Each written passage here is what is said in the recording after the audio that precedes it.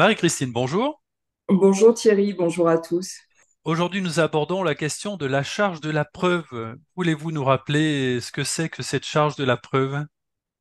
Alors, charge de la preuve, c'est le fait, on peut avoir un droit, mais est-ce qu'on obtiendra reconnaissance de ce droit? Oui, si l'on arrive à apporter la preuve, du droit en question. Donc, il ne suffit pas de dire je veux, faut-il encore prouver ce que l'on souhaite obtenir? Existe-t-il un texte de loi sur ce point? Oui, nous avons l'article 1353 du Code civil qui en traite. Cet article dispose, donc je lis, celui qui réclame l'exécution d'une obligation doit la prouver. Réciproquement, celui qui se prétend libéré doit justifier le paiement ou le fait qui a produit l'extinction de son obligation. Donc, on comprend à la lecture de cet article que celui qui réclame la reconnaissance d'un droit doit en apporter la preuve. C'est ce que je disais en introduction. Prenons un exemple concret. Je prête de l'argent à un ami. Alors qu'il devait me rembourser, il soutient que je lui ai donné cet argent. Pour être remboursé, il me faudra apporter la preuve de l'existence du prêt. D'accord. Qui a la charge de la preuve? Alors, c'est l'article 1353 qui en dispose, 1353 du Code civil. La charge de la preuve repose sur le demandeur. C'est à celui-ci de dire, celui qui réclame l'exécution de son droit. D'accord. Comment prouve-t-on l'existence d'un droit? Alors, le droit français prévoit différents modes de preuve. Il y a tout d'abord la preuve écrite. Cet écrit peut être soit un acte sous seing privé, soit un acte authentique, l'acte notarié.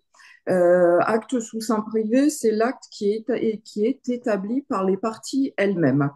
Cet acte sous seing privé et l'acte authentique sont des modes de preuve parfaits. Et puis, il y a ensuite la preuve par témoin. Donc, une personne atteste de faits dont elle a eu personnellement connaissance. Et puis, il y a l'aveu. L'une des parties reconnaît l'exactitude de ce qu'avance l'autre.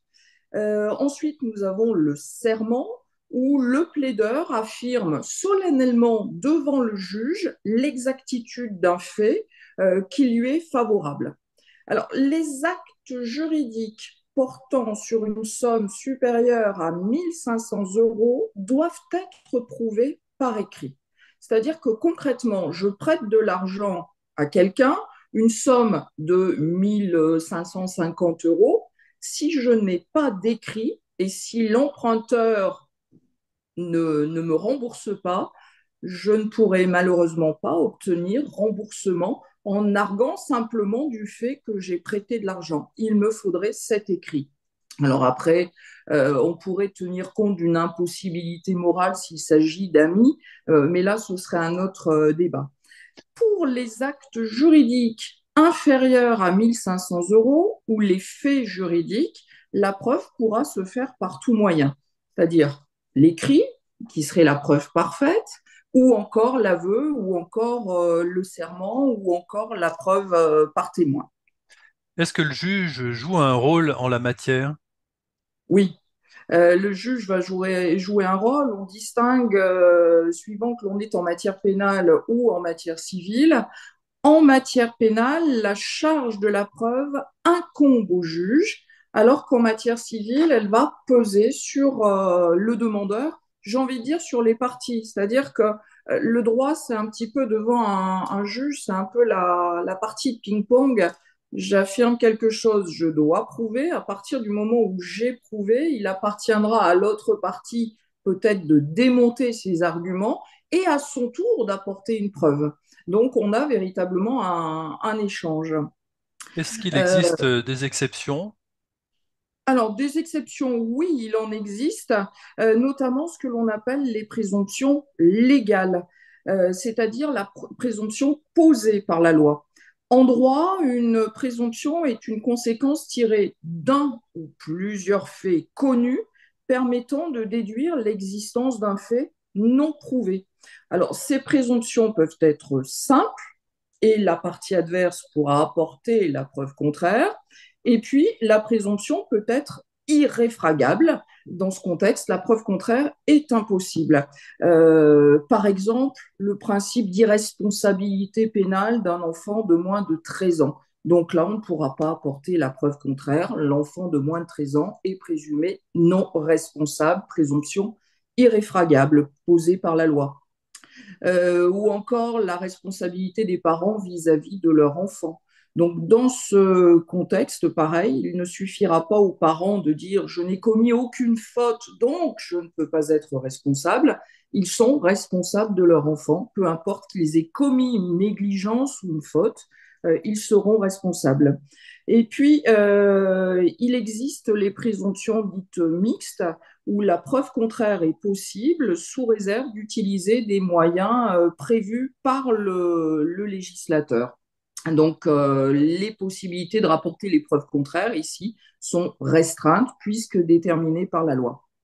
Si l'on reprend votre exemple de l'argent prêté, qu'est-ce que l'on peut conseiller à nos téléspectateurs comme précaution qu'il faudrait mettre en place si l'on prête de l'argent à quelqu'un?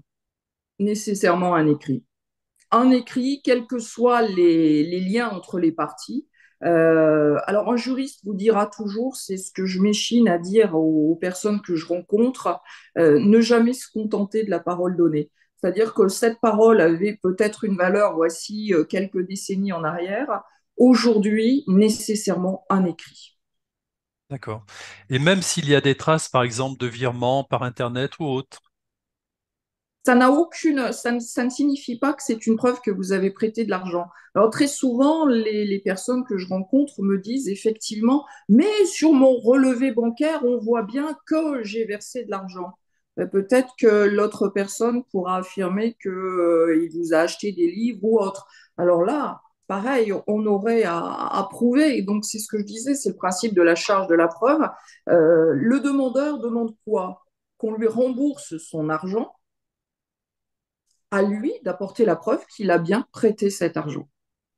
Très bien. Alors, si vous avez des questions, comme d'habitude, vous n'hésitez pas, contact@42tv.fr. Si on ne la traite pas dans l'émission, ça sera pour une prochaine émission. Marie-Christine se fera un plaisir d'y répondre, Tout comme à fait. d'habitude. Et qu'allons-nous aborder, Marie-Christine, la semaine prochaine? Alors, je songeais à revenir à la responsabilité, notamment le thème de la responsabilité du fait des choses. Par exemple, une chandelle qui s'est formée suite au gel à partir d'une chenot et qui menace de tomber, suis-je responsable? On verra que la réponse est oui. Ou encore la neige que je laisse sur le trottoir devant chez moi, ou encore la peau de banane que j'ai abandonnée à un endroit et qui a entraîné la chute de quelqu'un, sous réserve de bien rapporter la preuve que nous avions cette peau de banane. Donc, responsabilité du fait des choses. Merci, Marie-Christine. Je vous souhaite une bonne semaine. Bonne semaine à vous tous. Bonne semaine. À la semaine prochaine. À la semaine prochaine.